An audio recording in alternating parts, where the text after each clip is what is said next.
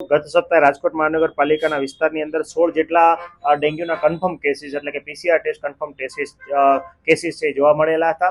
હાલ જે છે છેલ્લા 3 વીકથી 2 કે 3ના ઘટાડા સાથે ડેન્ગ્યુના કેસમાં છે ઘટાડો નોંધાયેલો છે. આમ છતાં જોવા જઈએ તો પ્રાઇવેટ લેબોરેટરી ઉપરાંત પ્રાઇવેટ હોસ્પિટલ જે આપણે નોટિફિકેશન જે શંકાસ્પદ ડેન્ગ્યુના કરે છે એમાં પણ જોવા જઈએ તો હાલ જે છે સ્ટેડી ટ્રેન્ડ જોવા મળી રહ્યો છે.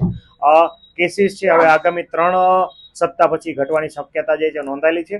હાલ જે છે હાલ ડેન્ગ્યુના કેસની સ્થિતિ જોવા જઈએ તો દર 3 વર્ષે જે આવો રાઇઝિંગ ટ્રેન્ડ છે ખાસ કરીને જોવા મળતો હોય છે. જે જોવા જઈએ તો 2021ના આ રેપ્લિકેશન સ્વરૂપે આ જ કેસીસ છે વધારે જોવા મળતા. એની પહેલા 2018માં પણ આ જ પ્રકારનું ડેન્ગ્યુનું સ્વરૂપ જે છે એ જોવા મળ્યું હતું.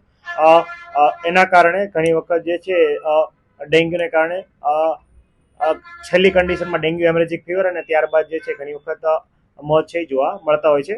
આપની જે 2 શંકાસ્પદ ડેન્ગ્યુને કારણે મૃત્યુ છે એમાં જોવા જઈએ તો એક જે છે એ જેનું મૃત્યુ થનાર છે એ પોતે પોઝિટિવ જે છે એ બોટાદ જિલ્લામાં આવેલો હતો અને બોટાદના ત્યાંનો લેબ રિપોર્ટ જે છે એ પીસીઆર કન્ફર્મ નહોતો પરંતુ શંકાસ્પદ ડેન્ગ્યુનો રિપોર્ટ હતો. એના આધારે ત્યાં સ્થિતિ લથડતા એ રાજકોટ પોતાના પિતાશ્રીના ઘરે આવેલા હતા. જ્યારે બીજા કિસ્સામાં જે છે એનો NS1 જે રિપોર્ટ જે છે કોઈ પોઝિટિવ આપણી પાસે ઉપલબ્ધ નથી, પરંતુ જેના રિપોર્ટ જે દવાની સારવાર જે 10 વર્ષની બાળકી જે છે એની દવાની સારવાર જતા એમાં શંકાસ્પદ તાવની ટ્રીટમેન્ટ છે જે તે હોસ્પિટલે પ્રોવાઈડ કરેલી હતી.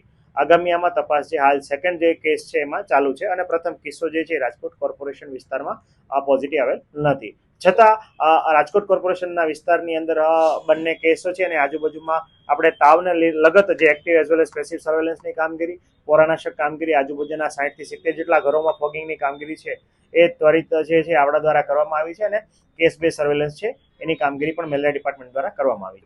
ખાસ કરીને હાલ જે છે એ કોઈ પણ આપણે ડેન્ગ્યુના સિમ્પટમ્સ જણાય એટલે ખાસ કરીને વાત કરીએ તો આંખના ડોળાની પાછળ દુખાવો, ખૂબ જ તાવ જે છે હાઈગ્રેડ ફીવર, સાથે સાથે સાંધા જે છે એ સિવિયર તૂટતા હોય અને સ્નાયુમાં તીવ્ર દુખાવો થતો હોય. આવા કિસ્સા કોઈ પણ જણાય અને સામાન્ય દવા લેવા છતાં એટલે કે આવા કોઈ પણ તાવ હોય તો પેરાસિટામોલ જ લેવી, અન્ય એસ્પિરિન કે બ્રુફેન કે ડાયક્લો જેવી કોઈ પણ અન્ય દવાઓ જે છે એનો પ્રયોગ ના કરવો અને ત્વરિત જે છે નજીકના આરોગ્ય કેન્દ્ર કે સરકારી કે પ્રાઇવેટ દવાખાનામાં ખાસ કરીને ડેન્ગ્યુ માટેનો રિપોર્ટ કરાવો.